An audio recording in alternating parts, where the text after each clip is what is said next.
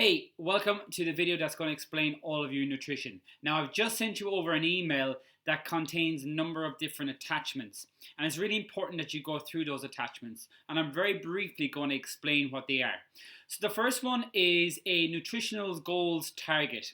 This will contain a calorie target and a number of targets for your different macronutrients.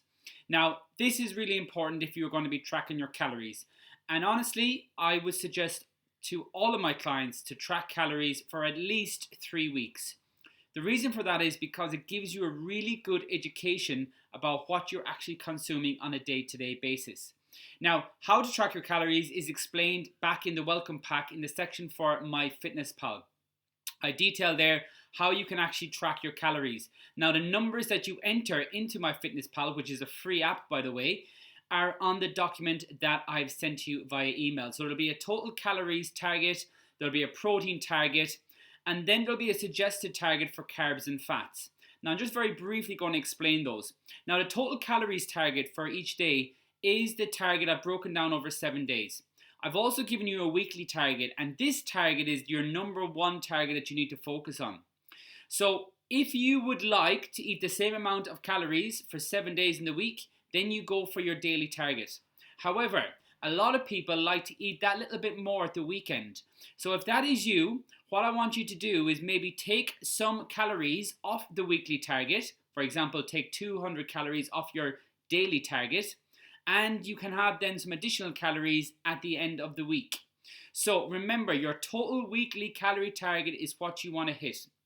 And I have given you that number based on the information you've sent me, and that number is going to be putting you in a deficit because that is what we're going for in relation to your goals. So it's really important that you put in those numbers correctly. Now, as I said, there are 3 different macro targets: protein, fats, and carbs. The protein is the most important one. The protein target is the one that's going to help you recover. It's going to fill you up that bit more, and it actually has a higher thermic effect, which basically means that you are going to burn more energy trying to digest that protein. So you're going to burn more calories. So this is why I've suggested a high protein diet. Now, your other 2 targets, carbs and fats, I have divided out based on recommendations from you as a person.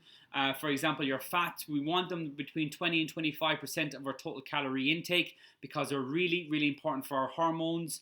They're really important for cell growth and things like this. So we need to keep them pretty high. Regards carbs, I have divided out the rest of the remaining calories for carbs. Now, if you would like some additional carbs in your diet and you really like your carbohydrates, then you can add in extra carbs and take some from your fats. Okay, so play around with MyFitnessPal and see how you go. Now, again, I've listed some foods in one of the documentations in the email with proteins, fats, and carbs, different foods you can go for. So I would suggest going to shops this weekend, making sure you're getting enough of the quality foods. Now, we want good nutritious sources of all these 3 macronutrients 80% of the time. So with proteins, we're looking at lean meats, we're looking at chicken, turkey, we're looking at lean mince, we're looking at white fish, we're looking at tuna, we're looking at eggs and things like this. With carbohydrates, which are our primary energy source, we're looking for pasta, we're looking for brown bread in particular, we're looking for potatoes, both sweet potato and white potato. We're looking for brown and white rice. We're looking for pasta. We're looking for all these good sources. Oats is another one that's going to give us sustained energy, longer energy throughout the day. Your other carb sources, known as your bad carb sources, these are the ones that have given a bad reputation for all carbs. These are known as your simple carbs. These are sources that give you small amounts of energy. They don't have fiber. They don't have vitamins and minerals. These are things like biscuits. These are things like cakes, high in carb. They are a source of energy, but they're a bad source of energy. So we want to limit the amount of carb sources from that. And then our dietary fats, we're looking at things like avocados, oily fish, nuts, and things like this. Now, be mindful of your fats. People associate, oh, I had salmon, I had nuts. These are really good sources of fats, but be mindful of the amount that you do eat because fats have over twice the amount of calories compared to protein and carbs. Protein have 4 calories for every 1 gram. Carbs have 4 calories for every 1 gram. Fats have 9 calories for every 1 gram. So be mindful of the amount of fats that you're consuming in your diet, okay? So that's just a very brief overview of your macronutrients and of your nutrition. Now on that email is also another section that kind of details portion sizes. So maybe you want the simplicity of going, do you know what, Kieran, I just want a certain amount of meals a day. In that case, I've outlined how many meals you should be having each day. Maybe a breakfast, lunch and dinner. You're also going to have a protein snack on top of that. And you're also going to have a treat of your choice. Now your treat of your choice, you might be wondering, going, Kieran, why are you telling me to eat chocolate? Why are you telling me to eat an ice cream or a bag of potatoes? Whatever you want. Remember, maybe it's 150, maybe it's 200 calories, depending. This is really important. We want your diet to be sustainable. We want you to be able to adhere to it as long as possible. So having something to look forward to every day is really, really important. And this is why I suggest all my clients to have some form of treat every single day of the week. That means your cravings are going to stay down. You're not going to want these foods that you're restricting yourself from, and you're going to be able to stay on track long term. So again, just go over that. You've got a total calorie target. I would like you to track on MyFitnessPal for a few weeks just to educate how many calories are in the foods that you normally eat. And then you can have a look at portion sizes. Again, that document will explain how much of each food you should be having on your plate. And if you want to break your meals down, 3 meals a day or 4 meals a day, depending. And you can have a snack and protein snack and some form of treat on that. So that is basically a quick overview of calories and your different types of macros and so on.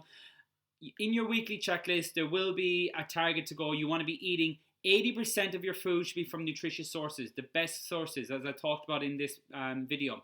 Your other 20% are your treats and your other bits and pieces like that.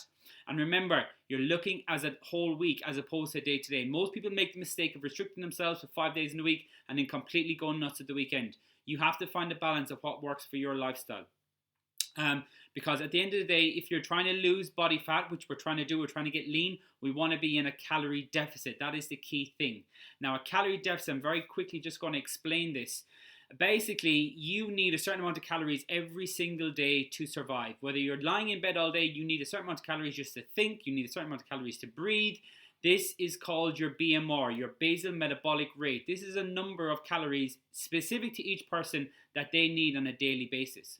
Now, we have to also take into account how much extra energy we're burning. So if we're going to the gym 3 times a week or 4 times a week, we're burning extra calories. If we're standing on our feet all the time, we're burning extra calories. For example, somebody who's an office worker is going to burn less calories than somebody who works in construction and lifting things all day. So we have to account for our lifestyle, and you've told me in your goals from what you do for a living. I've built in a number of training days for you during the week, so we've taken all that into account. And that number is basically a TDEE number, total daily energy expenditure. So I've factored all that in to give an idea of roughly how many calories you should be burning every week. Now again, these numbers cannot be very specific. I don't know the ins and outs of your body.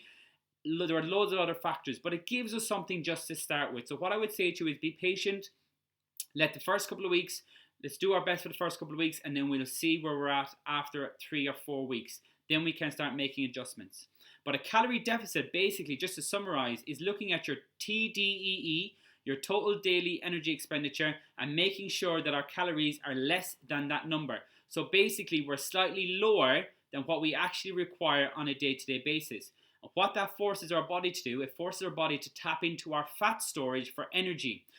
Remember, just to give you a very small history lesson, back in our ancestral days, our hunter-gatherer ancestors, their job was to basically find food to survive. When they found lots of food or had a big hunting, big killing, they would eat a lot of calories because they needed to make sure that they didn't know when they were going to eat again. So by over-consuming calories, the body started adapting of storing this extra energy as body fat for the times when the food wasn't present, and then therefore the body would tap into the stored energy. That's where our body fat actually develops from.